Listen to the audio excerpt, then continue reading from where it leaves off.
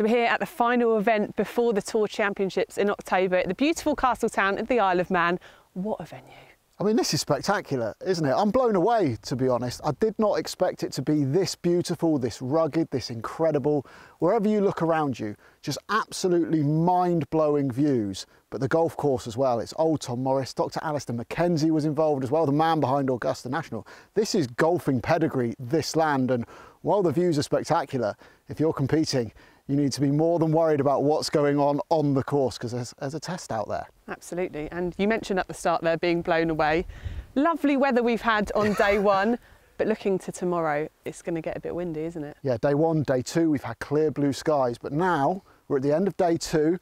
Breeze is getting up, a few clouds are starting to come in, and the forecast for tomorrow, not quite so friendly. We're going to have gusts potentially 30, 40 miles an hour, wind as well. I think we're going to have seen the two sides of the Isle of Man, and scoring will be a lot more difficult for the final round. Well, we wouldn't be standing on this cliff edge tomorrow, would we? Certainly not. And as we mentioned, it was obviously the last event before the Tour Championships. So a lot of pressure on the players, really, because they want to clinch that top 60 spot for the Tour Champs and also top 5 for the Challenge Tour as well. Yeah, so much to play for. If you're on the outside of that top 60 looking in, or even if you're sort of 55 to 60 looking over your shoulder, you know you have to get in that top 60 to get to Slaley Hall for the Tour Championship. And if you do, anyone there with the £25,000 winner's cheque can earn their Challenge Tour card. And of course, you look further up the order of merit, the top 5 are jostling for position. Everyone wants to be inside and protecting when you get to Slaley Hall as well, knowing what you've got to do is in your own hands. So loads of storylines playing out, and an incredible place for it all to happen. Absolutely, can't wait for the action to unfold. Yes, this really is the business end of the campaign.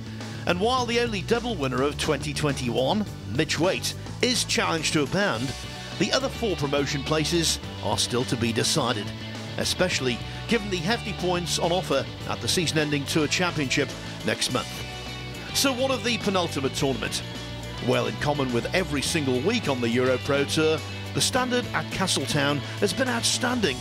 Thanks to a pair of 64s, Callum Fife leads by 2 from Ben Jones, with everyone on the leaderboard double digits under par, including Chris Lloyd, a 3-time winner on the Tour in 2017.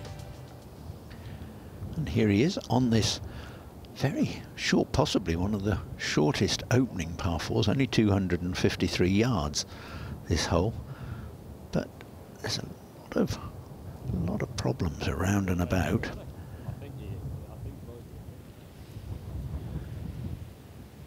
Jack Floyd from Haywards Heath Golf Club. His second round, 64, was his lowest of the season by 3 shots. So he shouldn't lack for confidence.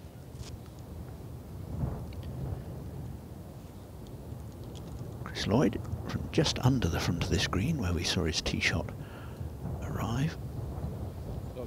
That's a lovely shot, well controlled. Should be starting with a 3.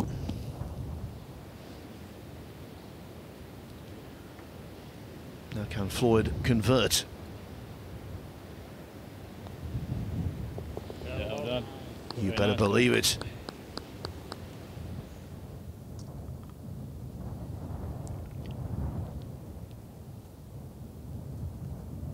As we were told at the start, just a little bit more breeze, as you can hear in the microphones. Yes, it's quite a challenge. Do I take on this front pin on this first green? Jack Floyd. He's made hay on this 3rd hole. A birdie and an eagle so far.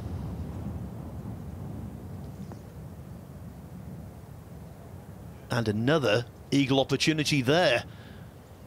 558 yards, the 3rd hole. It's been the easiest by average score of the week. And again, having come up just in front, we just need to flip it over this front edge, taking a very aerial route. Oh, but beautifully controlled. A couple more rolls to the right as it was going, and that would have been an eagle start. Floyd, who needs a big finish today to break into the top 60 on the order of merit, and book his place at Slaley Hall. Well, it was bold, good pace. He should tidy up for birdie.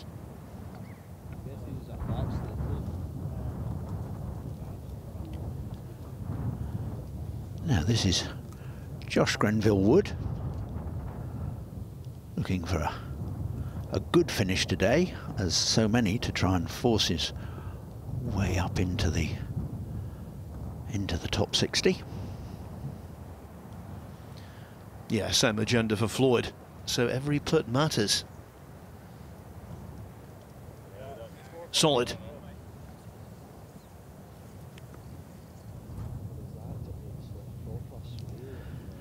Now Callum Fife, who's been knocking at the door over these last couple of seasons, is today going to be the day that that door opens for him.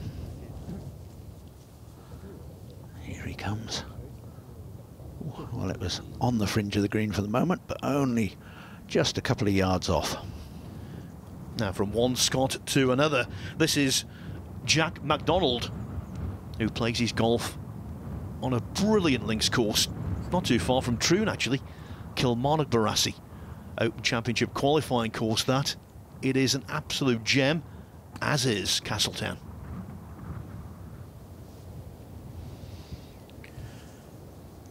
Well, Grenville Wood had the distance for his tee shot on the first, but a little wayward to the right. What can he do from there? Oh, I think that was almost too good from down below there to stop the ball as quickly as that. I wouldn't have thought that was possible, but he's going to have a chance for a 3. This is Jack Ewell from Kings Lynn Golf Club. A winner this season at Parkwood. He won that by 3, but he's had no other top 10, strangely. He could certainly put that to rights here today. But what news of our leader on the first? Fife was a little unlucky that his tee shot didn't quite stay on the green there. It's just trickled back into this greenside bunker. He's short-sided, but what he does have in his favour is off a very slight upslope, lying really nicely and back into the wind. That's vital. That could be the difference between him being able to get this one pretty close and get his round underway with a birdie. Yeah, and in practice, players like this, they would throw 2 or 3 balls down and probably expect to hole 1 out of those. And that was nearly the one, but I think that's a great shot. And that little 30-incher to secure Callum Fife a 3. It's always the thing when you're playing into the wind. It's nice it holds the balls up, but you've got to remember to shut your eyes when the sand blows back in your face. Got a big backswing on that putt from Jack Ewell, and he judged the pace superbly. Had a strange all week. Shot rounds of 67 and 65. In the 67, he made a triple bogey on the 5th. In the 65, he had a double bogey on the 4th and came home in 29. That really is remarkable. Sloman now, who has been there a lot in these last few events. Oh, nicely funny. I think it's a beautiful golf course, this. The greens, they sort of nestle into the contours. You can see, built a long time ago, but using the natural contours of the from the times then. That's wonderful. And that was wonderful. Nice punch in the air, up and down from the side of the green. Well, we're seeing plenty of low scoring so far, but on the 4th, Chris Lloyd does have problems putting from off the green, and he needs that ticklish one to avoid a double.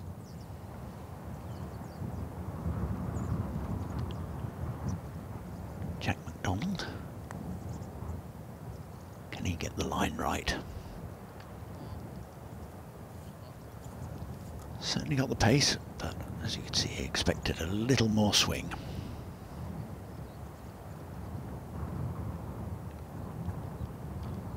Easy tap in though.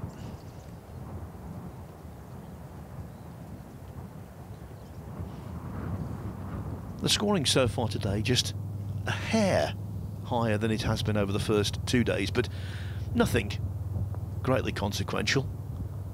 Nice. But that could be consequential for Tom Sloman. He's one of those who you have to regard as a serious promotion candidate.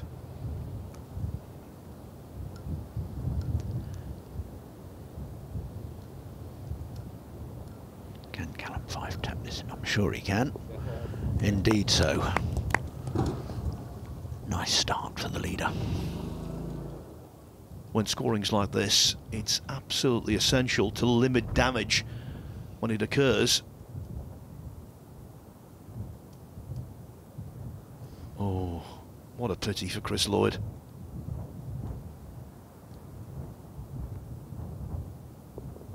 A double bogey 6, and he plummets back to 11 under. A trio now share second, but Callum Fife is 3 to the good, continuing to rack up the birdies a week after Jack South shot 59 in the final round to spectacularly win at Leven Links. Jack missed the cut here, but nothing could wipe the smile off his face.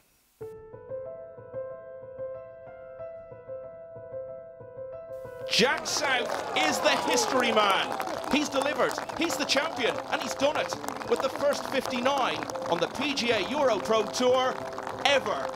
I literally don't know what's happening. It's just, it's a dream come true.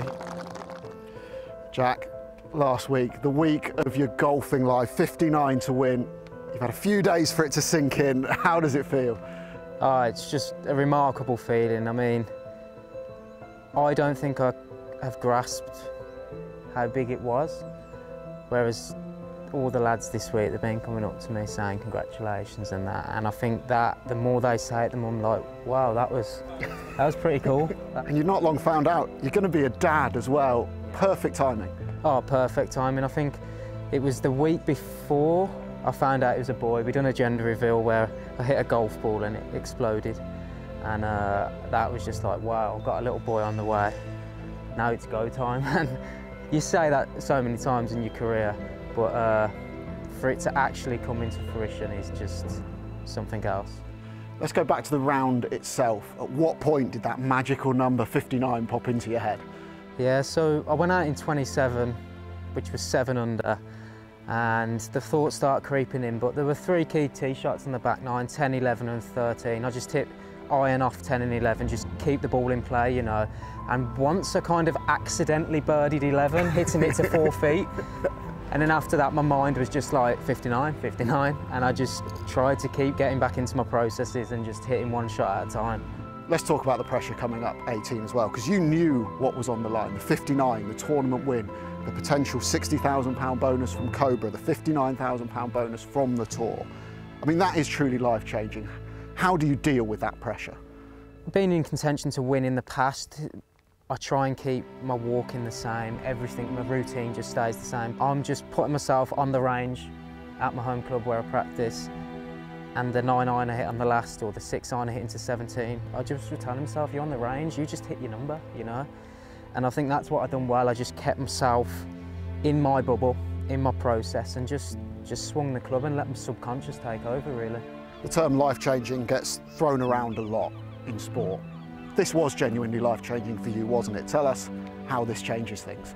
Well, it's quite a funny story, really, because my girlfriend phoned me after and she said, you've won, amazing, 12 and a half grand, that's cool. And I said, what, you don't know?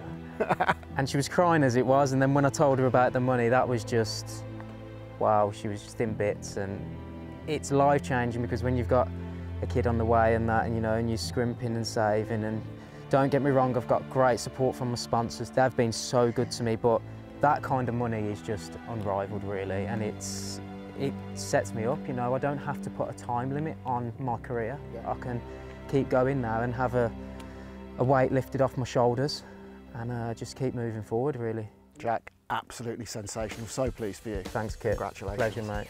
Cheers. Jack South, still on cloud 59, but who will be celebrating at Castletown?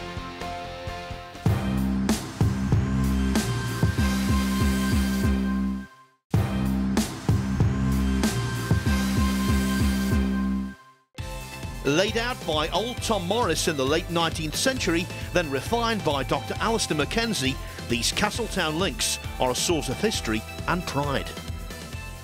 So I'm joined by Johnny Evans, who's Director of Golf here at Castletown Golf Club. Johnny, for you to have us here. Thank you so much. Thanks, Gabby. Yeah, it's amazing to have everybody here to feel the atmosphere and see the players on the course. It's something we've been looking forward to for a year and a half already, and to see it and to have this weather in September, we're really blessed. Absolutely. Now, how did you know about EuroPro in the first place? What got you involved with them? Back in about 2008, 2009, I was playing professional golf myself, and I played in some EuroPro Tour events then, and obviously learnt a lot about the tour. And I knew Dan Godding back then a little bit, and it seems like there's been a tremendous progression on the tour since that time. So in 2017, the guys approached us about potentially hosting, and on that occasion it was the Tour Championship they were looking at, but it was an October date, and with short daylight hours didn't really work. So yeah, when Dan contacted us again in early 2020, then we said 100% we'd love to. Yeah. So yeah. So when you were a player, you knew when you started working here, this is the course to bring the EuroPro Tour to. Yeah, I think the course has got amazing pedigree. It was always a top 100 golf course up until the early 2000s, and then it went through a bit of a difficult phase. But we knew that to bring events here would be one of the greatest opportunities to let people know that things at Castletown are different, and the course is back to where it used to be. We've completely rebuilt every bunker on the golf course in the last 3 winters. We redesigned the 18th hole, and yeah, we're starting to see the results of that. The golf course was rated back in the top 100 golf courses in the UK and Ireland last year, and also the 8th most spectacular golf course in the UK and Ireland. So we're just so lucky to have this incredible setting. Well, the Isle of Man isn't a place that a lot of people would probably think to go to play golf, but yeah. Why would you say that people should come over to come here and play at Castletown? I think people don't necessarily realise how accessible it is. The airport, you can see, is literally 5 minutes from here. So if you fly from London or Manchester or Glasgow, within literally 90 minutes you can leave and be on the first tee. There's so much to offer. We really hope that something like this will allow us to start showing people that and get them coming. Did you work in sales in London or? Yeah, I've been practicing that a bit. Revelling in the surroundings, Glaswegian Callum Fife leads by 3 from a fellow Scot, Jack MacDonald, who's made a quick start, from Ben Jones and from Joshua Grenville Wood, but the latter has missed the second fairway.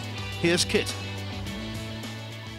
Grenville Wood has found the rough down the left of the second hole. The lie not too bad, potentially a little bit of a flyer, but from this angle to that pin and the wind off the left, the big risk here, if he wants to get it close, he's probably going to have to start it over that little pot bunker. You don't want to finish it in there, so a little bit of a risky one from here. It'll be interesting to see how aggressively he plays this. Kit's told us all about it. Now let's see what he can do.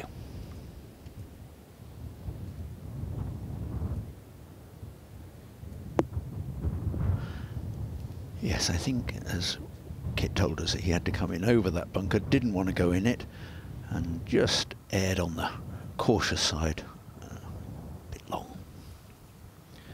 The 5th at Castletown is this course's very own road hole.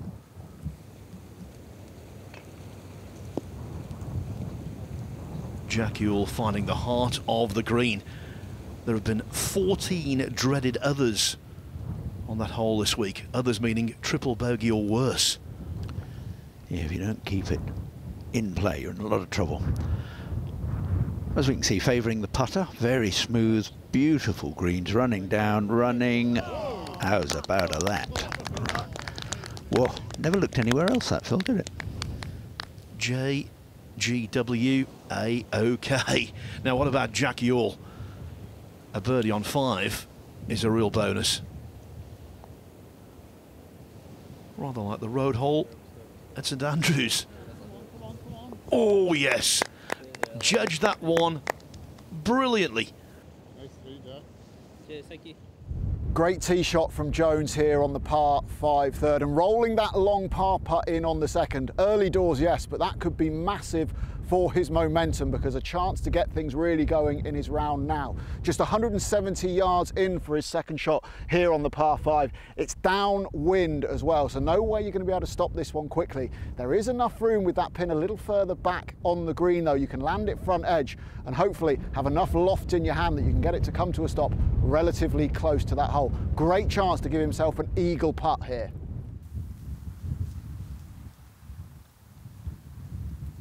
Josh Grenville-Wood. Good line, quite thick grass there. Launched it up in the air.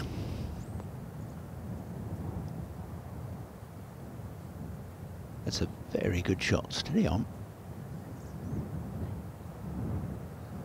Yeah, that's pretty good. That's going to give him a chance. The best experience of Jones's golfing life so far was also right next to the sea at Seminole, that famed course in Florida back in May when he represented Great Britain and Ireland at the Walker Cup. And GB and Ireland so nearly were victorious, beaten by the might of the Americans 14-12. Yeah, it was a fantastically close match. Now Jack Ewell, you said earlier, Phil, he plays very well. I'm surprised he hasn't been right up the top a little more often this season. See there, a difficult spot, still hasn't finished it, still trying to get away down the bank there, and I think it did get away. Now on a hole known as a race course for its former usage. Here is a thoroughbred, Chris Lloyd.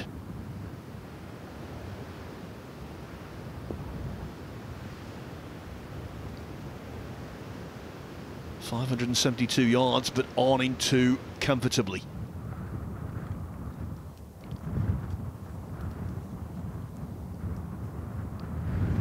This little one from under the bank. It's obviously very tricky to judge that. It was very interesting, the thought process there from Callum Fife to use the contours. You know, you miss just in the wrong place and you haven't got a lot of green to earth, but that showed good imagination. He may still salvage his par.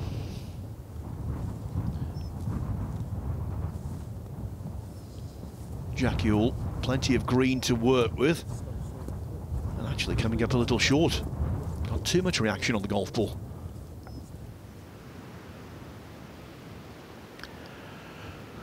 Chris Lloyd, can he convert this to make amends for that earlier 6? Up, over the bank. Well, it's not in, but he's going to get one of them back.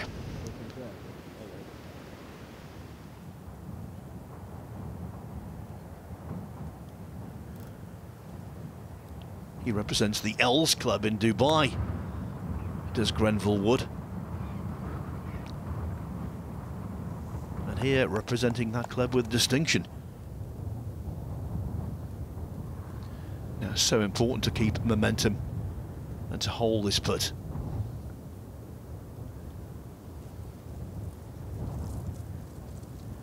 Well, he had the bonus birdie on 5, Gary, and then gave it straight back. Yeah, and I think, as I say, what little bit I've seen of Ewell this season, it has happened like that. Now Jones from the side of the green, running well. Is it going to... Oh, agonisingly close.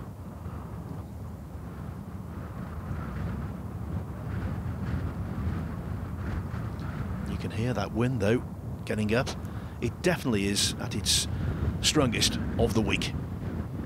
Now, good drive from Jack Ewell after putting the disappointment of 6 behind him.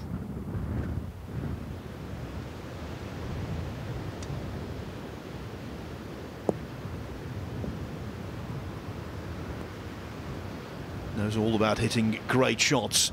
He made his first hole-in-one, Gary, shortly before his 10th birthday. Oh, that's fantastic. What a thing to... memory to have as we watch Callum Fife making his own memories. Oh, very neat. So it was birdie on 5, bogey on 6. What about eagle on 7? Oh, you beauty.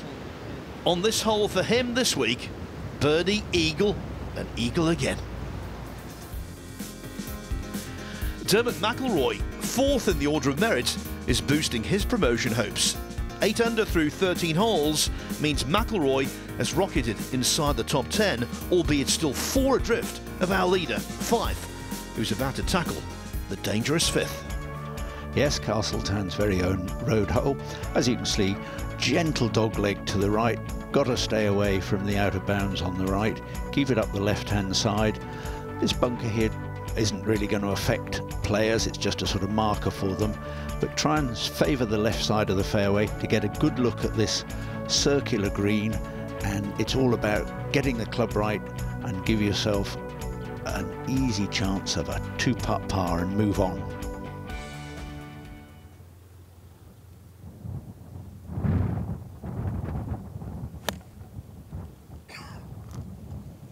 Sounded like a really good contact. Hold up. Yeah, that's fine.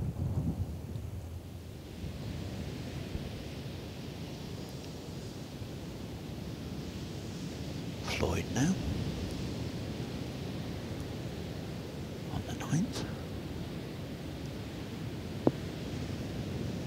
Oh, come on, come on. Steady there. That's a wonderful shot. Beautifully controlled.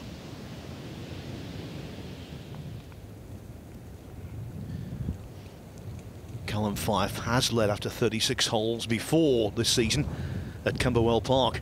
Shot a 74 in the final round. Went down to tied 5th in the end. But he's looking a lot more comfortable today. And what a start this is. Early front-running excellence. Callum, 3 under par for the first 5 holes. How pleased are you by that start? Hi, please, yeah, that's what I was looking for. I knew the opening holes are scoreable, so it's good to take advantage because obviously I know everyone else will be. So I just sticking to my plan. And tell us about the conditions. A bit trickier than it's been the first couple of days. Just a bit. Hit a 7-iron almost 255 yards in that 3rd hole, and lucky it hit the bunker because it was going further than that. But yeah, you just got to play your conditions because it's playing difficult out here. Some great putting as well. You must be feeling confident on the greens. Yeah, I've been doing a lot of work in my putting. One of my friends, he gave me his putter, so last week, so it's helping. Great start. Keep it going. Cheers. So Gary, technically, what's he doing right? Well, he's very orthodox, Callum. He's good grip, great stance, and the swing just goes up and down. It stays on plane, delivers the club squarely, keeps his balance. You know, if you can do all of those things, the game's relatively easy, Phil. You make it sound easy, Gary. And Tom Sloman normally makes it look very simple as well. Although getting up and down from there will be the opposite of simple. Wow, not the place to be. No, you can certainly see us. Fife told us the wind is gaining strength by the moment almost, it seems. What's our leader going to do here? That's very well controlled, and you can see pretty much coming straight downwind, so he really nipped this one nicely, got lots of backspin. And again, quality of the golf course, that the ball can be stopped that quickly. Floyd now, this little one for his birdie. Yeah, no trouble at all. Moving in the right direction.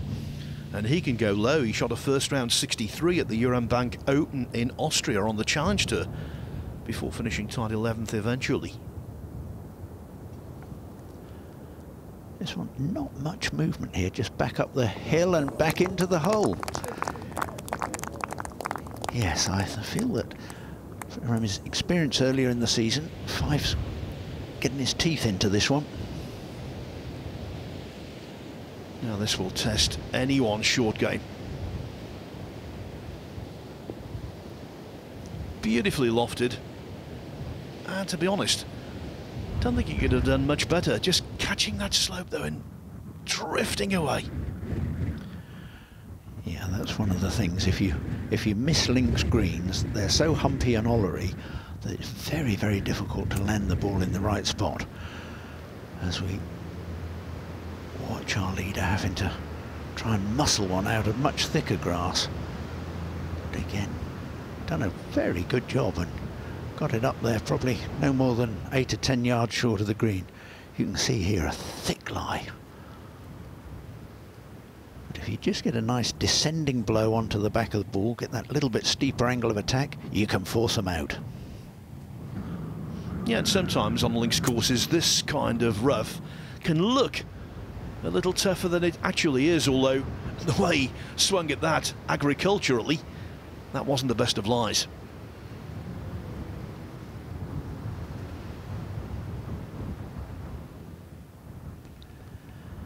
It certainly looked thick.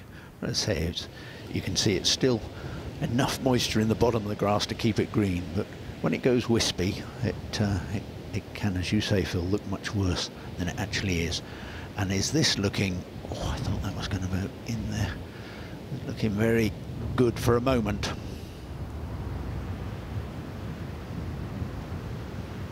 Now bear in mind the all-time scoring record on the EuroPro Tour for 54 holes, 22 under par from Scott Fallon at Studley Wood 3 years ago. That could be under threat.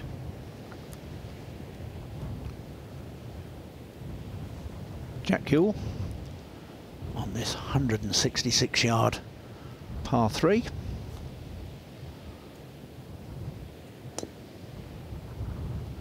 Difficult, not long, but whenever the wind's really howling across the hole, do I try and hold the ball up? Do I aim out to the side and let the wind blow it back?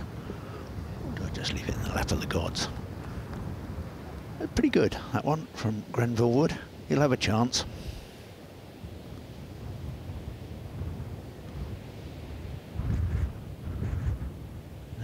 Bit of a double breaker this one. You can see it swinging in, and it's going to straighten up a bit right at the hole. Oh, it's very good. It actually kept swinging from right to left more than I thought.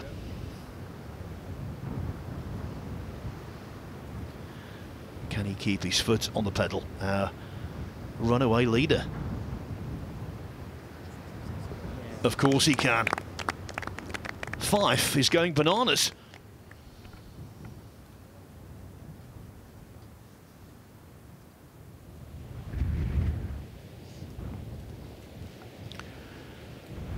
After a pretty good long-range approach, can Jack Ewell finish this off? Oh. Really, I mean, it was just hit too hard there, you know. I know you're trying to keep it in the middle, be firm into the wind, but unless you get it right in the middle at that speed, if it catches the edge, it's going to do what it did. Fife putting pressure on all of those, trying to give chase. But Grenville Wood standing up to the pressure. McIlroy's motoring. Grenville Wood's pulling out all of the stops to keep pace. But Callum Fife is putting on a terrific front-running display to lead by 4 in the Castletown Golf Links Championship. So I'm with PJ here, one of the owners of Castletown Golf Club. PJ, thanks for having us here.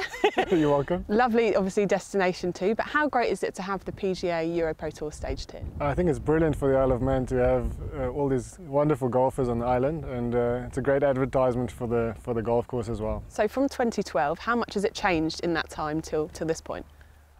We've just steadily grown it. The clubhouse was in the same state as the hotel, which is a bit derelict. So we invested in that, got some really good greenkeepers from Scotland. They've done a wonderful job, and so steadily but surely we're getting the golf course in good condition. We had a little chat with Johnny earlier on, and we were asking as to why people should come to the Isle of Man and come to Castletown to play golf. Sell it to me.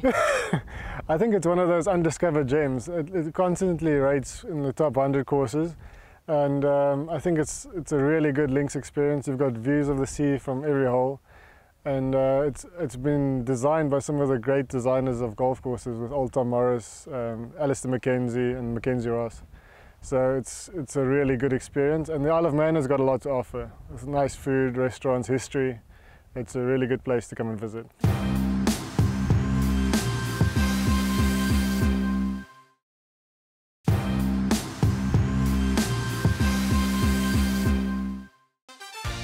On the Isle of Man, the dominant figure in the EuroPro Tour's penultimate outing of the season is Callum Fife. Callum, great first couple of rounds. How are you feeling ahead of this third one? Yeah, thank you. Feeling confident, playing well, playing good golf, so just got to keep sticking to what I'm doing and play the course. What's been the key to that magnificent total so far? Yeah, I've been thinking about it the last couple of nights, and it's been nothing special. It's just been everything's been very good and solid, and been giving myself lots of birdie chances. What did you think of the course when you first got here?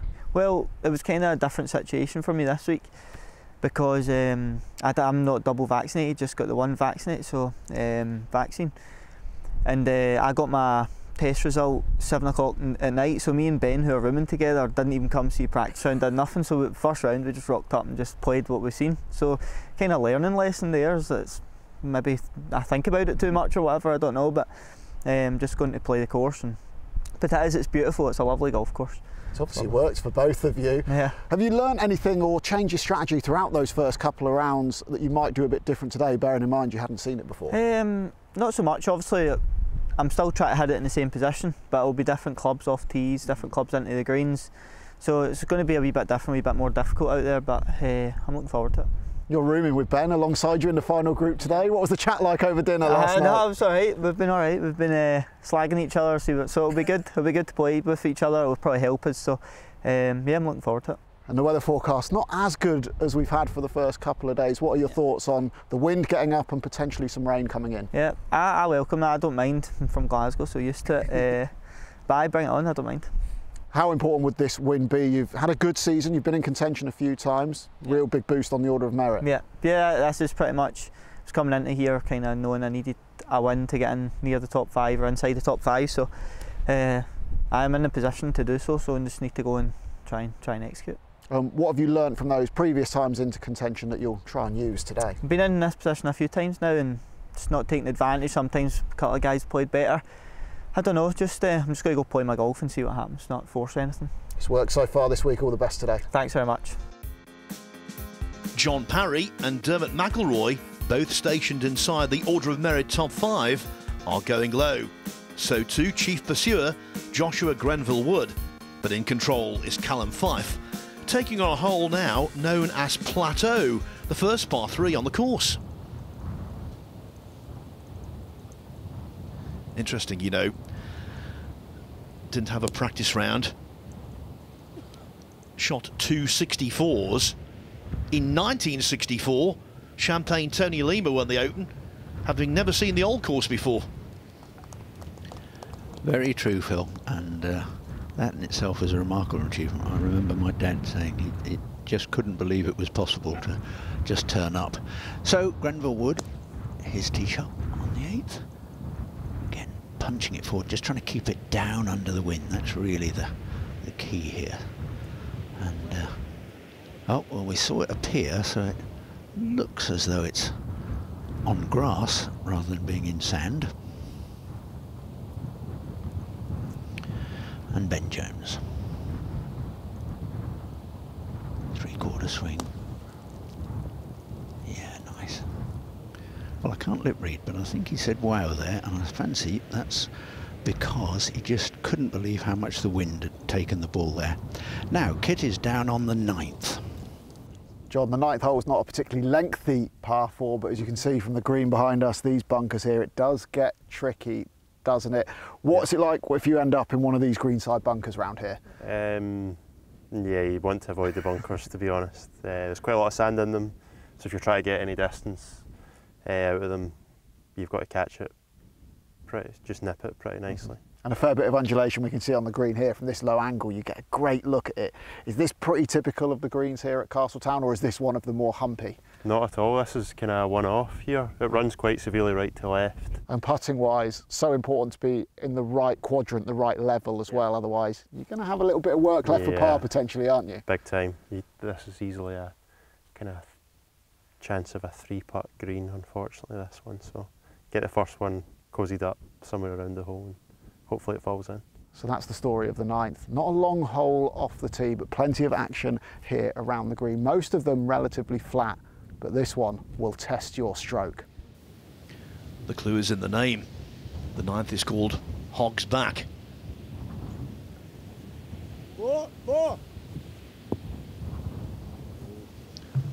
Hogs back indeed. And Jack Ewell in danger of making a pig's ear of it. Oh, enough, Phil. Yes, but indeed, I would agree with you. Now, Grenville Wood from under this bank. Yeah, nicely played. Going back into the wind. Held it up too quickly for him. Two words you never want to say in professional golf, and Jack Ewell has just said them. Provisional ball. Better than the original, but still missing the surface. 2 putts from there for a 6.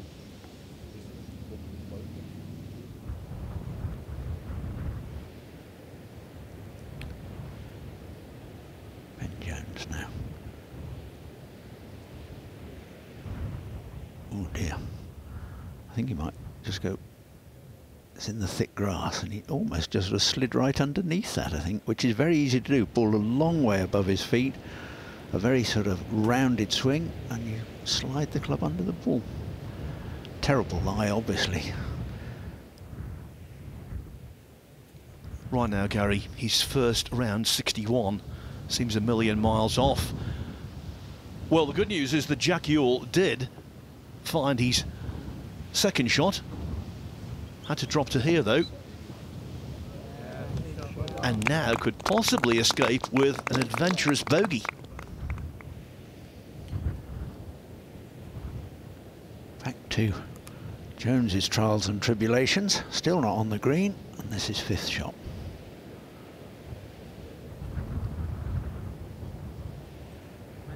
And that's not going to be easy to even get out with a 7, so we could be seeing one of your snowmen.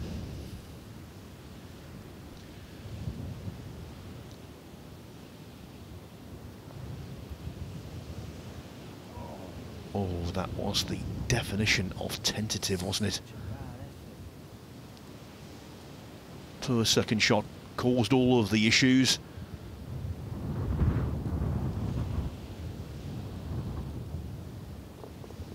And onto the scorecard goes a 6.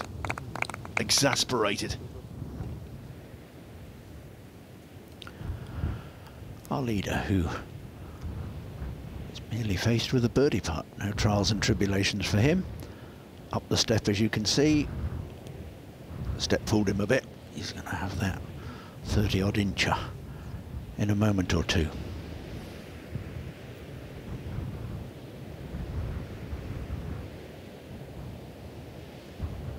An exposed hole, this 8th. And it's claimed another victim. Yeah, putting's very difficult. You think, you know, do I allow for the wind? Do I hit it hard? It's what makes this type of golf for me such fun. And those of you who haven't experienced much real beside the sea golf, please do go out there and give it a go. You'll love it. On to the 11th. Over the course of the tournament, the toughest hole on the course, 446 yards. Tom Sloman, though, bucking the trend.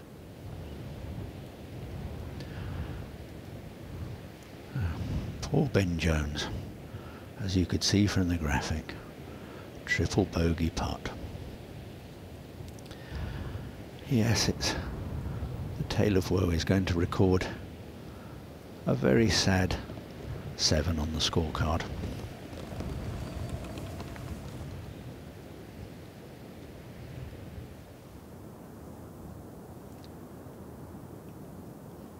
Now, while certain players are going in the incorrect direction, Sloman could make a big move here. Oh, I hit that so hard. Just a little clumsy. And now par isn't secured.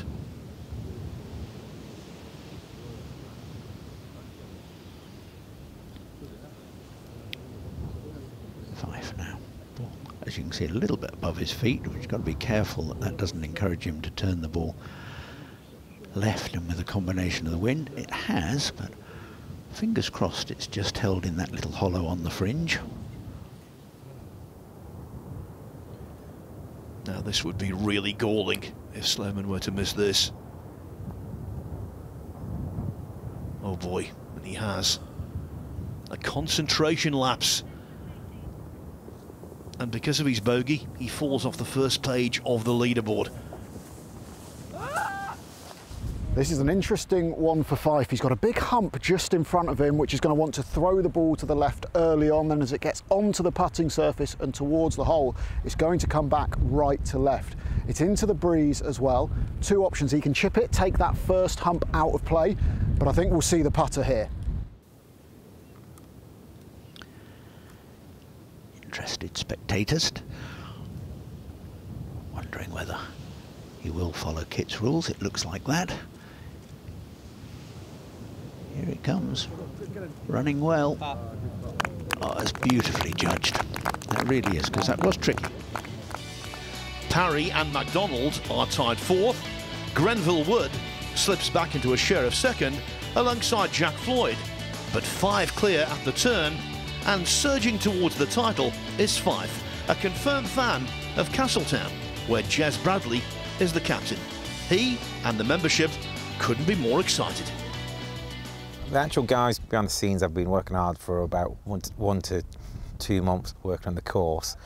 And the last 2 weeks we've been getting the members in. I think we've got about 40 guys out on the course helping with regards to ball spot and marking, course repair. So it's a big club effort, you know, and they've put a lot in. There's been a lot of excitement, and what's really nice is people talk about it, but it isn't up until you see the first board going up, till you see the banners going up. And it was nice on Monday and Tuesday this week, even though it's just practice days. There was a proper buzz around the club, so it's good to have the guys over to come and visit us, play here, because we all think that we're quite good at golf, and it isn't until you get exposed to the likes of this tour when you actually realise there's some real good talent out there, and it is nice to see them playing your course. You know, it's good, really good. That's the reaction of so many club captains, so many club pros around the country when the EuroPro comes to call. Now Floyd, great name for golf. You always think of Ray, don't you? The former US Open, US PGA and Masters champion and Ryder Cup warrior. Absolutely, and next week the great battle will be on again. Now, Chris Lloyd. Big swing, pretty lofted club. Staring it down. Yeah, good.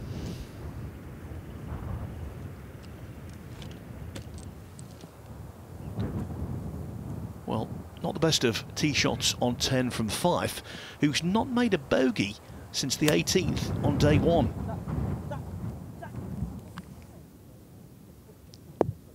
Pleading for the ball to stop, and it did in the nick of time.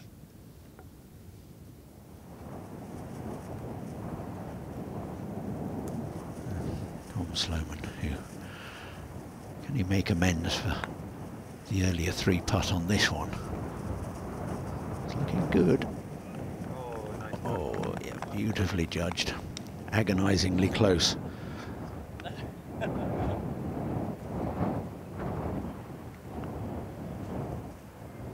Nice little tap in there.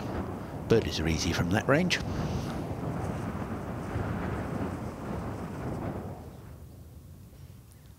Looking for birdie on 14, Jack Floyd. Best result this season, tied 13th at East Sussex National.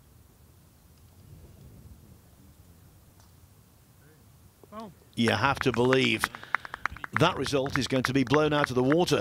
A new PB for 2021 for Floyd coming his way.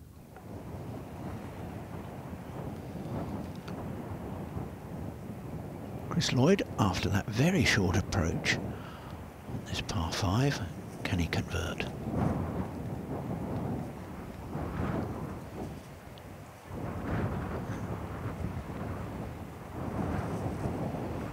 Always like to see Chris Lloyd doing well because his career has been bedevilled by injuries, particularly a very nasty wrist injury, I recall.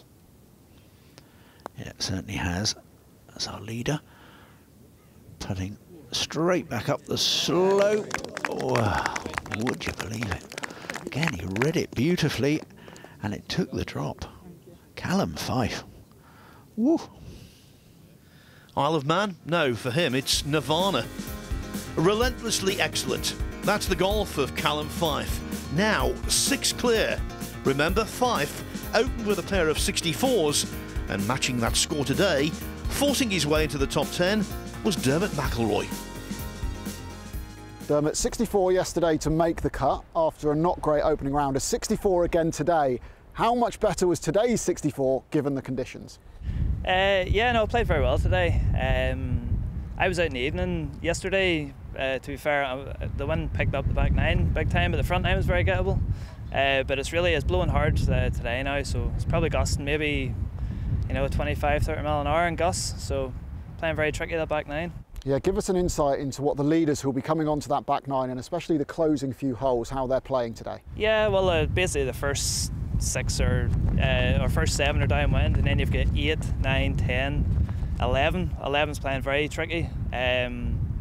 You've got a wee breather at 12, but 13, 14, 15, and even 16, 17 and 18 are all playing very tricky just because it's so much downwind and off the right, the last 3 holes. So yeah, it'll be an interesting finish. The question, can anyone follow Dermot's low-scoring example and place a modicum of pressure on our runaway leader?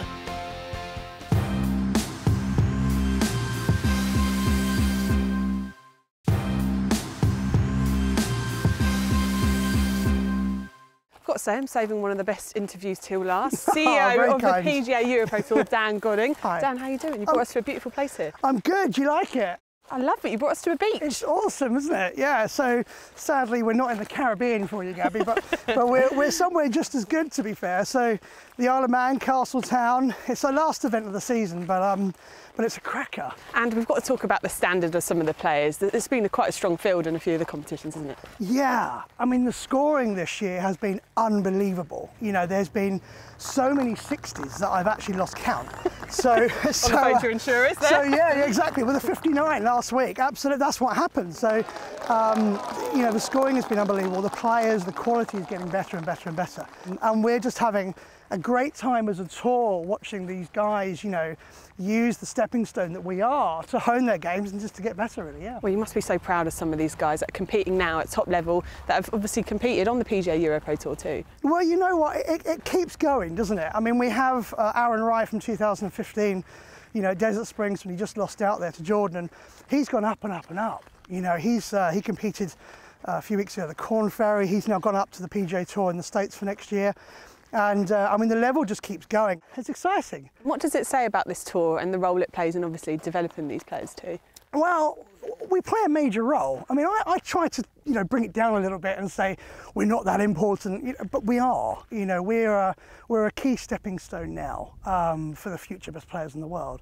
And I think because the level has gone so high now, it's so important that if you think you're good enough, you come and compete, because you're going to find out straight away.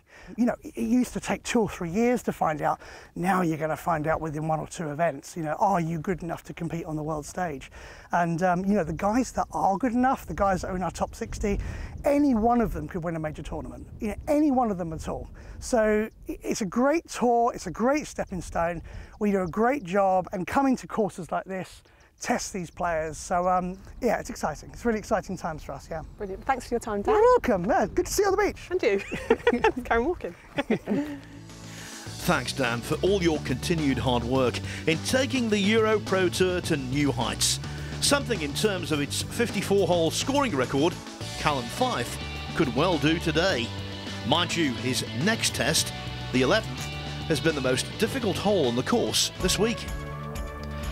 Yes, it doesn't look much, the 11th, straight away down, 446 yards. Got to stay away from the outer bounds on the right. But again, it's one of those holes that is so dependent on where the wind's blowing from. Try and favour just on the left side of the fairway, and then it's about controlling the flight of the ball into the sort of hourglass-shaped green. But if you catch those bunkers either side, shot's probably gone.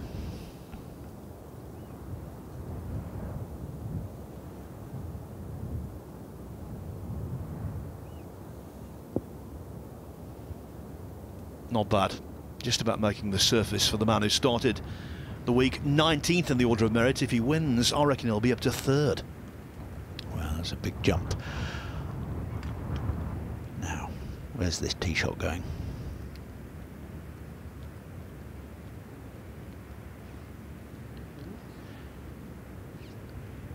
Slap bang in the centre of the fairway. Very good. At least for Lloyd, no problems about making the Tour Championship. So it doesn't have that additional pressure.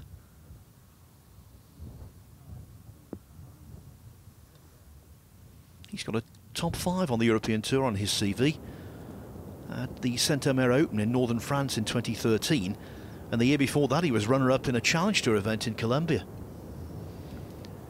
Yes, Chris Lloyd's certainly very experienced. And Callum Fife adding to his experience with every moment out here. Good line, but some work to be done. Now this is Jack McDonald, the champion at Newmarket up in Aberdeen a couple of years ago. That lovely links turf. Taking full advantage. The ball dancing around the hole.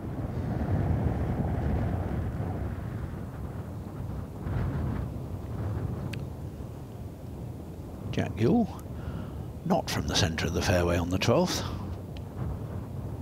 It sounded as though the lie was pretty good. Can he control the ball?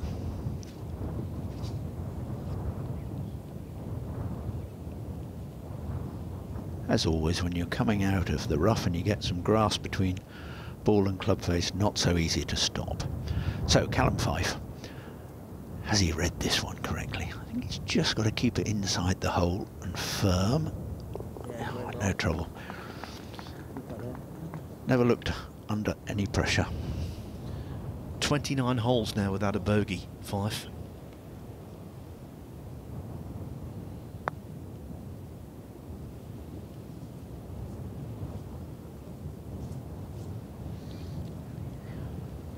And it should be a birdie on 12 for Yule.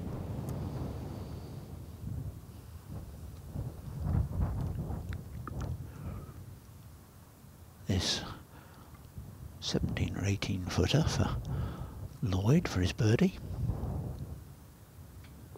Oh yeah, beautiful pace. Was he moved more than the camera showed us from his action there as it dived from left to right into the hole. Now for McDonald, this eagle putt would send him up into a tie for second place.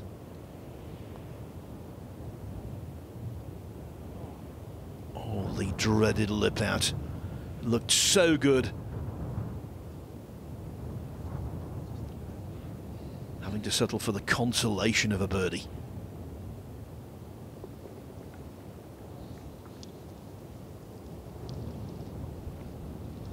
Well, I can tell you John Parry has climbed into tied third with Grenville Wood and McDonald. Floyd's alone in second, but 11th, safely negotiated. Fife remains in a comfortable lead. 5 shots clear, only 7 holes to play.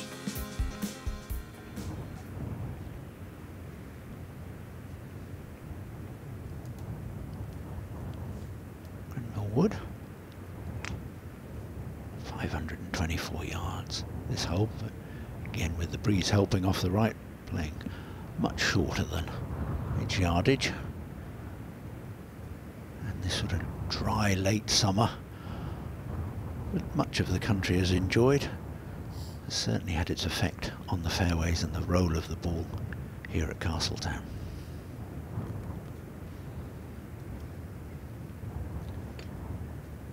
Fife, should he prevail, and that looks increasingly likely, will be the 13th different winner this season from 14 events. Just underlining the competitive nature these days of the EuroPro Tour. And you have to say this, the standard's unbelievable. The last 3 tournaments, Studley Wood, 11 links and here, the cut has been made, respectively, at 7 under, 4 under and 5 under. It's quite remarkable. The standard almost gets better week to week, not season to season. As we see McDonald. Steady. Yes, I think that's just clear enough. He could take his putter if he wanted to get back. Couldn't see himself, as you could see. Did it go in the bunker? Hopefully somebody's given him the thumbs up that it is not. 5. Lovely look down on this hole. But the old quick swing of the yeah, in the air. When you get movements like that, it's either a disaster or the players love it, and that was a love it move. Floyd on 15. This hole 372 yards.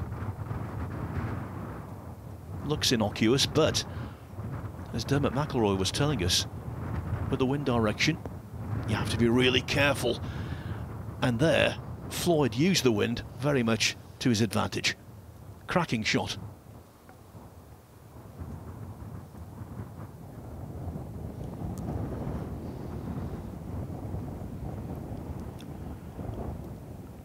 Looks a very lofted iron going in at this green. Yeah, able to get a spin. Oh, peppering the flag there. He's well outside the top 60 in the order of merit at the moment, Grenville Wood. But a place at the Tour Championship still within his grasp,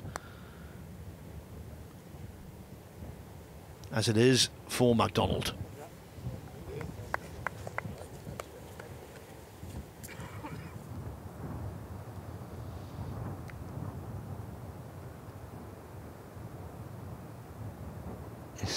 Not very long one for Floyd.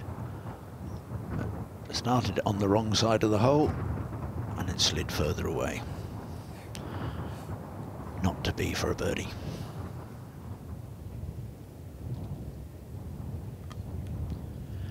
It's lovely that so many people have put so much into this home event, and then, you know, in these chilly conditions really, they've all come out to watch this man performing just great stuff. And as everybody said earlier on, it's wonderful for local members to see these excellent stars, what they can do on their golf course. Yes, and what an exhibition from Fife.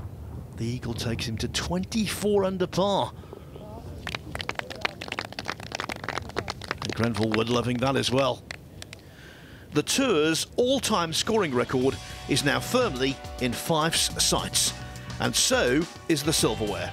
He's 6 clear with the same number of holes to play.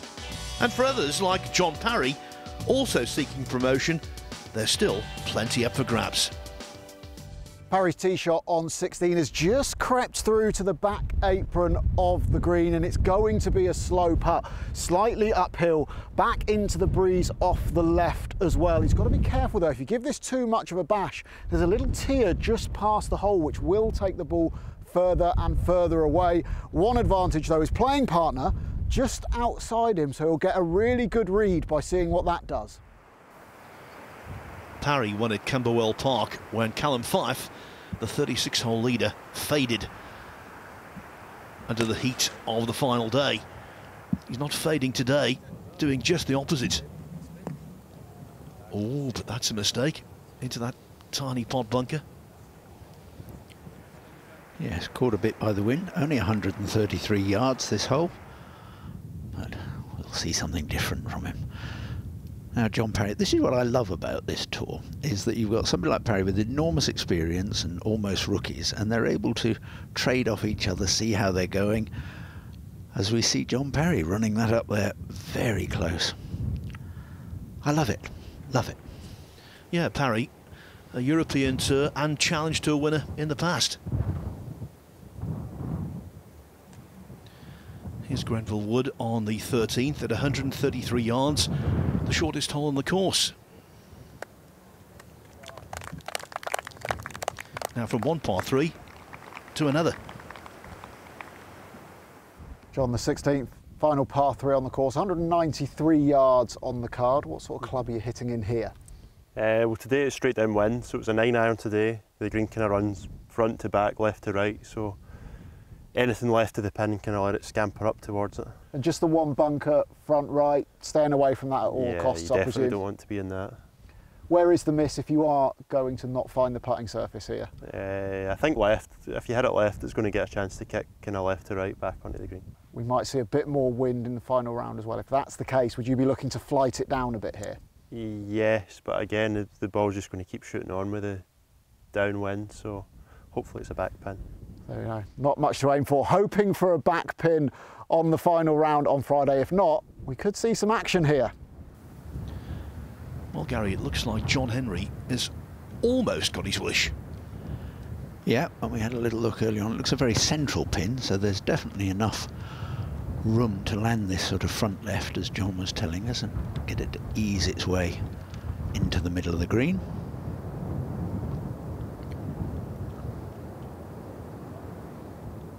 Difficult when the wind's blowing like that. You can see it just tugs the ball edge of the green, and away it goes. Now then, 5. These deep little pot bunkers, very open club face, little bit of weight on the front foot here to make sure that you can drop the club in. But with so little green to work with, it's very difficult to stop the ball, to get it up quickly enough out of that revetted face bunker and then stop it. Almost impossible, Phil. Yeah, reminiscent of the 13th at Muirfield. Also a par 3 up the hill. What a shot from Adam Chapman. He's going to tap that in to go to 13 under with 4 to play. Brilliant. Where we saw Chris Lloyd's ball skip off the green too. Up and on, can he trundle this down to the hole? It's running. It was running well, but it swung a lot in the last 4 or 5 feet there. Now, odds against 5 is going to keep this clean card intact.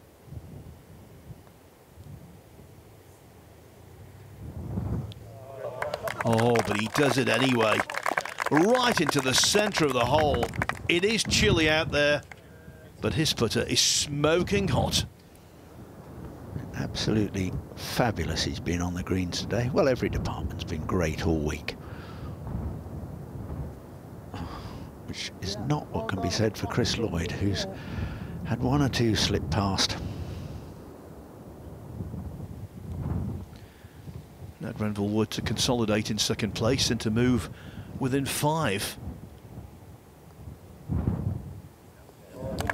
Thought he might have a 2-shot swing there, Gary, but in the end it was just a single shot. 5 is showing no sign of weakness. McIlroy maintains his clubhouse lead. Parry's about to collect priceless points. And after a mid-round lull, what a resurgence from Grenville Wood, now handily alone in second place. Josh, great start this week, playing really well. What's been the key to putting those kind of scores together around Castletown golf links? I'd say probably how I've been driving it, to be honest. I mean, I've only missed, I think, 6 fairways in 2 rounds.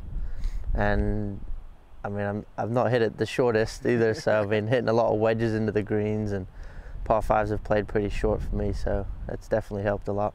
Yeah, it's a bit of an understatement to say you're not short off the tee. You are a pretty big hitter. You know, we hear about it so much in the modern game. How much of an advantage is that? Yeah, it's huge, especially when you can get the wedges nice and hot. I mean, like yesterday, some of the guys I was playing with, I was a good 100 to 20 yards ahead of them and hitting little wedges into the greens while they're struggling to hit 7 irons, 8 irons into it. And I think it's a really, really big advantage, especially when you come to a course like this where it can be quite windy and it's not always the easiest to get it pretty close. So yeah, it's playing quite firm and fast as well, isn't it? And a lot of guys playing positional shots off the tee, but you're reaching for driver more often than not. Is that going to be the same in the final round? Oh today? Yeah, more drivers. Just keep hitting it. It's what's always worked for me. You know, plodding it around with irons is I've never really enjoyed it, so I've never really done it. So I think just playing aggressive is I love doing it, so I'll keep doing it. And do you like the feel of being on the island, the environment that you're in here? Oh, it's lovely, isn't it? I mean, you're on a beautiful links golf course surrounded by water on 3 sides. You got mountains and hills everywhere. It's stunning. I mean, how can you not like it? You're based in Dubai. Amazing place to be, brilliant for golf. What's it like to be there most of the time? I love it. Absolutely love it. I mean, we're wearing shorts and t-shirt most of the time while you're on the beach, so it's quite good. Absolutely love being out there. I mean, it's so, like you said, it's so good for golf and to practice and get better, really. Slightly different conditions though this week. It is a links course, none of them in Dubai. The wind is going to be up today. How do you handle that? Are you pretty comfortable going to different places and playing in different conditions? Links golf is probably my favourite type of golf. You know, there's not one way you can play links golf. There's so many different ways you can play it and get creative with it.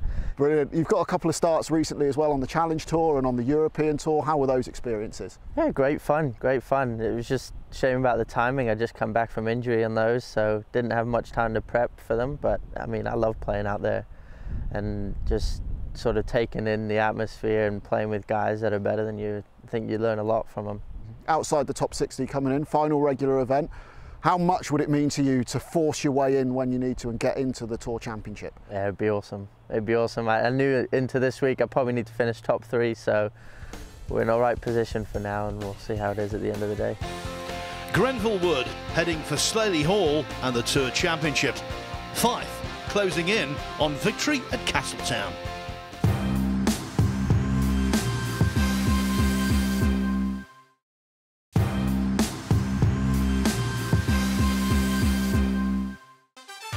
In its 129-year history, the glorious links at Castletown have rarely seen golf of this calibre.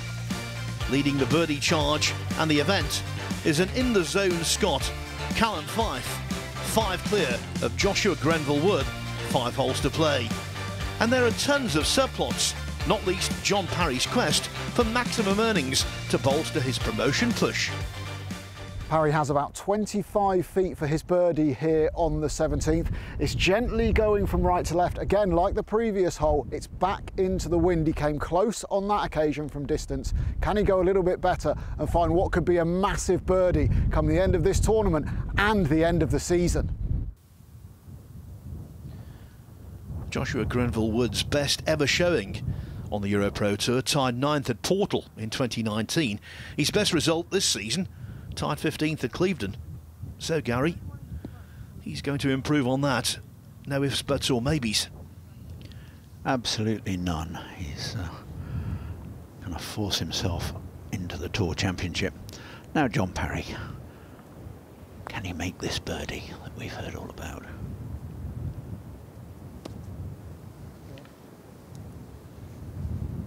It doesn't go, but he's in control really. Fife, we can see good light, although not on the fairway. Can he keep this wonderful game that he's playing today going? And that result tells us he certainly can.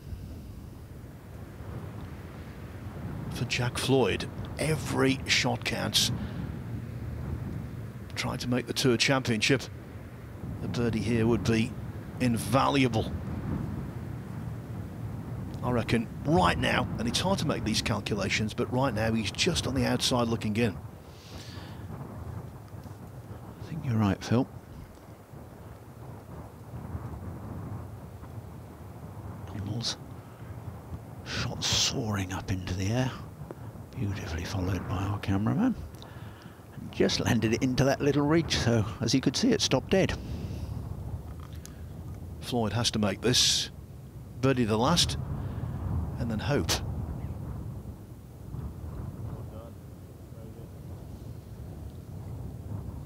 So Slaley Hall for him still beckons. It does. John Parry, pretty sure to return to the Challenge Tour. Good iron shot there down the 18th.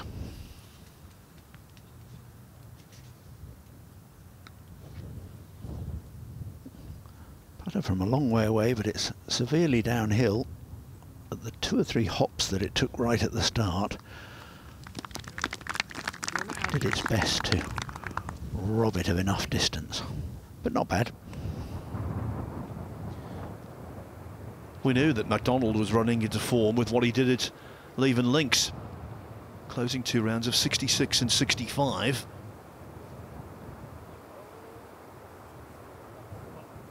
And he's played tidily today.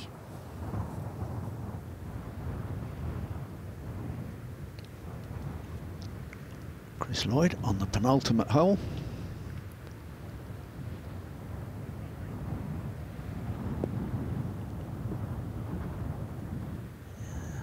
very good, beautiful distance. One of the great things about Chris Lloyd is his distance control generally is excellent. So Adam Chapman, this little one, and if this goes in, this will be 5 birdies on the trot. He's certainly come a fire on this last 9. And every time you see Callum Fife grip his putter, you expect it to go in.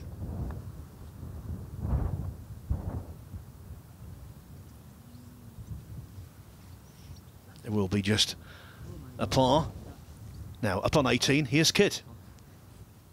Parry on 18 has given himself another about 25-footer for birdie. There's a soft little tier about 2/3 of the way along its journey that it just has to go up.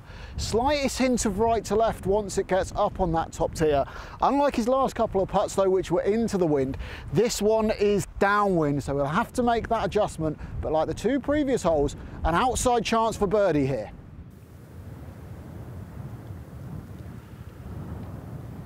Chris Lloyd across this green. A little bit of movement from right to left.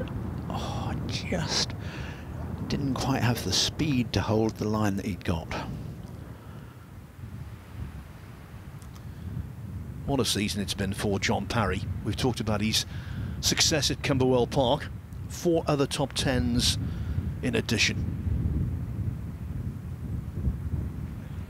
No birdie to finish, but nevertheless another good week. Tom Sloman, as he swung this one in, he certainly has. Very well read. Lovely putt. Now for Grenville Wood, we know about his power off the tee, but you drive for show, putt for dough, and that was very assertive.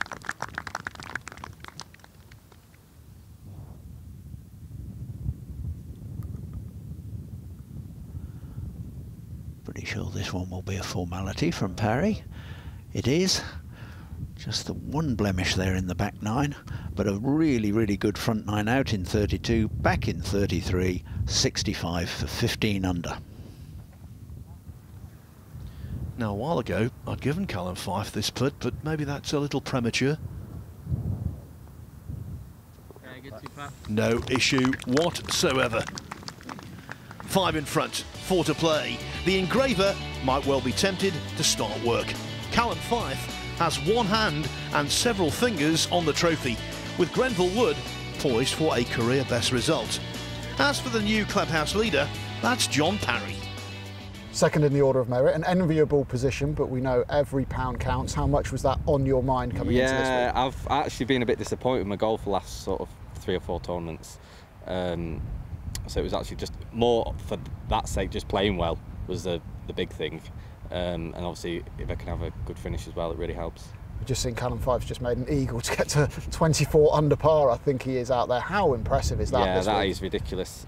He's like anything, you know, the first day it was pretty calm, but you still got to hit good shots and hold putts. That's the thing, you got a whole lot of putts to do that, and yeah, it's incredible. Here we are, a look at the 421 yard 17th. Tee's just behind this little inlet here, so very, very spectacular. You drive over, making sure you lay the ball sort of this wind grass that crosses the fairway there, and then it's all about picking the right club, staying away from the deep bunkers on the left, find the green. Dangerous hole with the wind blowing, but equally good shots and maybe a chance of a birdie putt. And not wanting to slip on a hole called Gully, it's Jack MacDonald.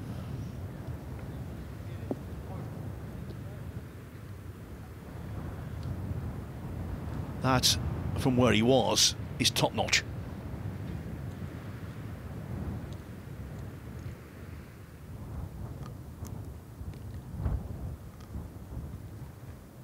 Looking straight down. Lovely view at this 193 yard. And what can Grenville Wood do with this ball?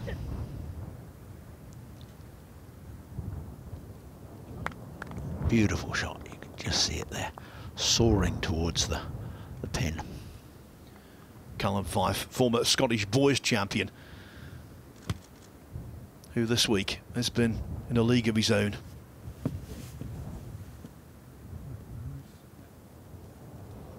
And again, just totally stress-free golf. Yeah, it's a lovely position to be in. Several shots in the lead. You know you're in control of your game. Fantastic. Floyd, this for his birdie on the 18th. Across, slightly left to right. Yeah, just a little bit shy of pace there.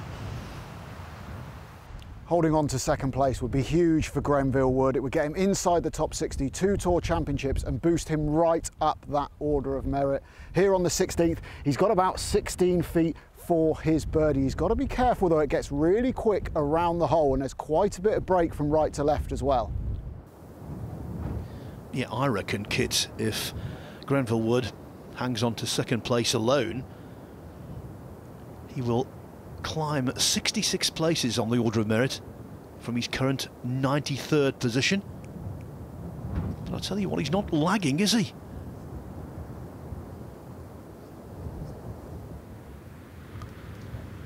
Turned out exactly as Kit described there. Jack Gill. Yeah, well read. Good putt. Now up on 18. Floyd needs to hold this, which surely he will do. Then it's a matter of wait and see whether that final round 66 is sufficient to get him into the Tour Championship. Right now, I just got the nagging feeling it won't be.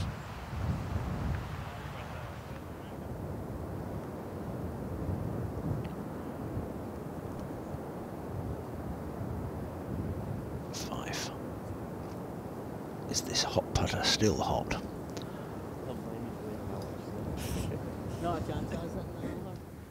A little cooler, but no worries.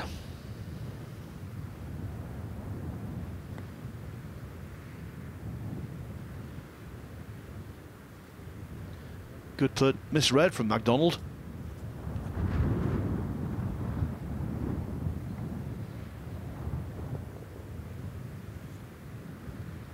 He's missed 5 cuts in 2021, but this is much, much better. The one thing that 5 didn't want to do was leave himself a comebacker like this. But Grenville Wood is equal to the task. The overall standard of golf has been just tremendous. Grenville Wood is so near to stamping his passport to the Tour Championship at the last gasp, while the champion-elect is Fife. But he'll be taking nothing for granted, especially with trouble aplenty on the 18th hole. What a spectacular closer here at Castletown.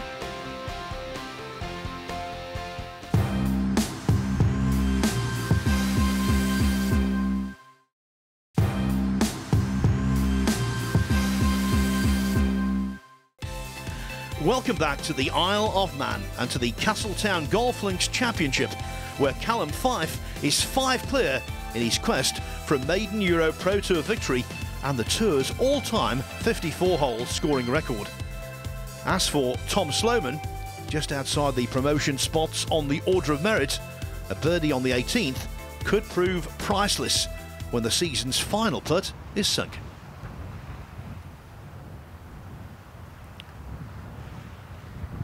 Here he is, peeping over the gorse at us.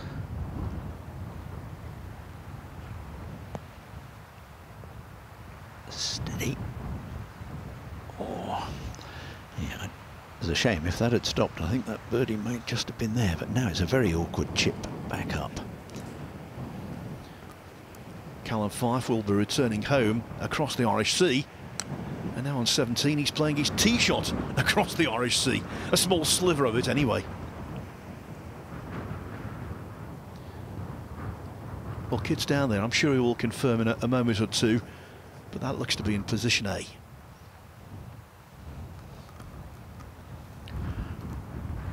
Sloman's little shot on the 18th from over the back. Tricky to judge.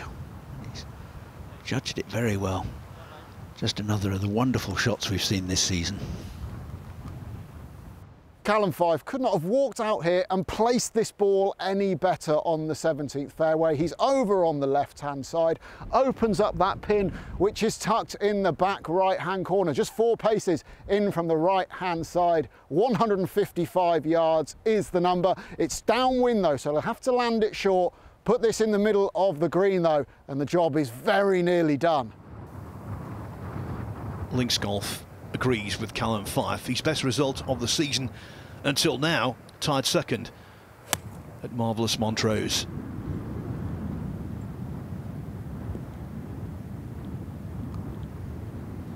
Tied second there, Gary, but no one surely is going to come anywhere close to him here. Has been in the most wonderful control of everything at Castletown throughout the whole of this week. Now Chris Lloyd, his 20-footer coming up across, looking good, and at last he's had a few.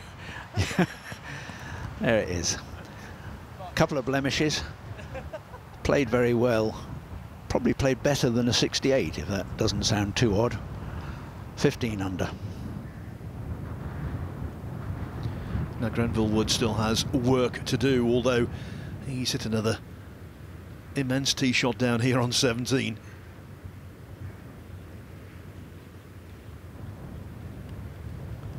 What an advantage power gives you. Yeah, if you've got this sort of power and can keep it straight, boy oh boy.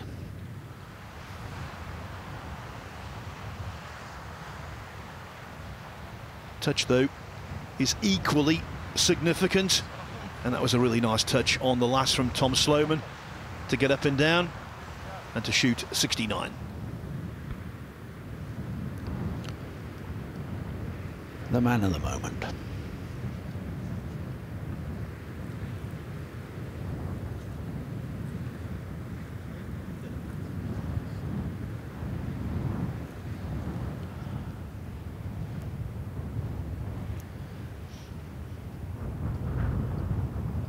One last good swing for Jack MacDonald. It looked nicely balanced. Oh, and a cracking result. The man who was runner-up at the Nokia Masters at Manning's Heath.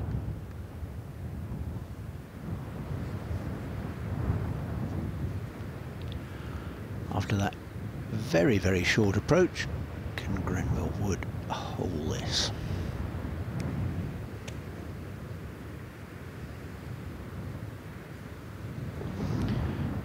Putting at links courses, it's all about, do I borrow that bit more and dribble it to the hole? Slightly less and firmer. Always a challenge. Now, if MacDonald holds this, he would seal Floyd's fate. Yes, 17 under. He's now in 3rd place alone, and that means that Floyd, I don't think, has done enough to crack the top 60. Yeah, so near, yet so far.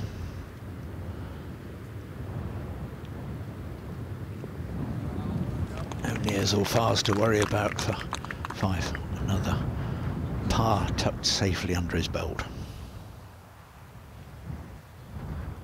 Now, what a wonderful back nine this has been for Adam Chapman. No icing on the cake, though. Doing a bit of pantomime golf, slapping himself on the thigh.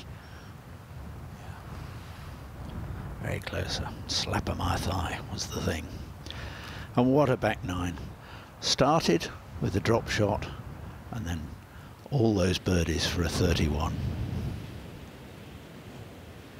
Winning is unrealistic for Grenville Wood, but 2nd place, that's just fine.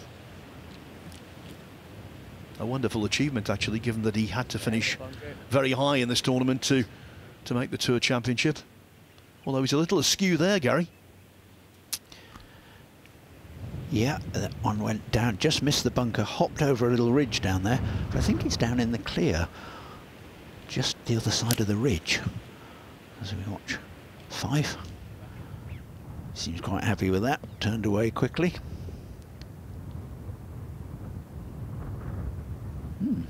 That's not so easy though, Phil. He's going to be standing a long way above the ball there. And with all that trouble on the right. Not a bad week for Jack Ewell in the end. Just under par today. A good result at the Tour Championship might yield promotion. Fife has left himself a very tricky shot here into the 18th, 152 yards, but as you can see, the ball is going to be significantly below the level of his feet. It's going to want to go left to right in the air, and in all honesty, it brings the hosel into play just a little bit. He's absolutely striping it though, and his distance control has been really, really good. Anywhere on the green, and the trophy is his. Can reassure everyone, by the way, Gary, that Fife wasn't in earshot when Kit mentioned hosel. Yes. And he got very good contact from something that could have been much, much harder to achieve. And I mean, that really sums up his week, because that's a fantastically controlled shot from a very awkward spot. Now, Grenville Wood from the other side of that ridge we saw Fife on. Lie looking pretty good. Good.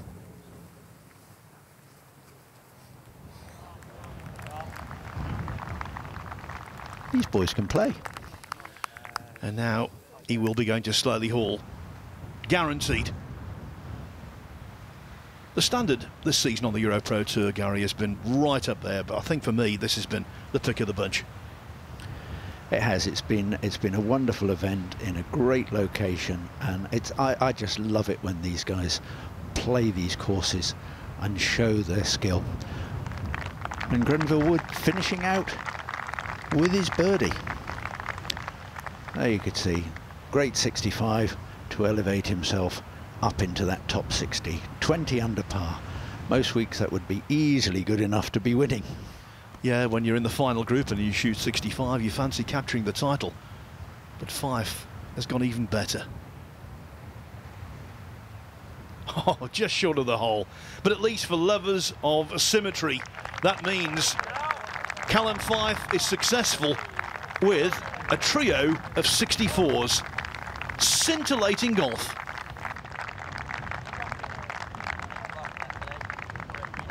Callum, congratulations. Thanks very much. You've just won the Castletown Golf Links Championship. How does that sound? Oh, that's amazing, considering I didn't know I was playing a couple of weeks ago. I don't know. Well, I've got the opportunity. I need to thank a couple of people. James Byers from Trinifold, Bill Kirbishley and Gary Miller-Cheevers. Without the guys, I wouldn't even be playing golf, so thank you very much. That was quite simply a sensational round of golf. Was that the best you've ever played, especially given the circumstances? Just very solid. I was in the right mindset all day, all week, and yeah, obviously that's the best I've played because I've never won one of these before, so yeah, it is, yeah. You've been knocking on the door for a while. How does it feel to finally know you're going to get your hands on that trophy? I knew I had the game, I just kept letting shots go at the wrong time and stuff, so finally, just so glad I got it done.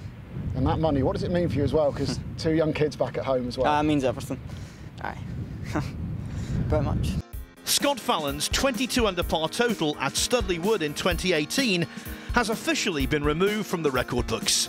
So many performed with distinction, but Fife was a class above. With 3 rounds of 64, let that just sink in, 3 rounds of 64, Fife didn't just win the Castletown Golf Links Championship, he was thoroughly dominant. Basically, the man on the Isle of Man. Mitch Waite retains #1 status in the order of merit. Parry lies second, but look at Fife, zooming up 16 places to 3rd. Will Enifer and Dermot McIlroy are still in line for promotion, but Joe Dean is now on the outside, looking in. Of course, all will be decided at Slowly Hall and the Tour Championship next month. But for now, from captivating Castletown, comprehensively conquered by Callum Fife, it's goodbye.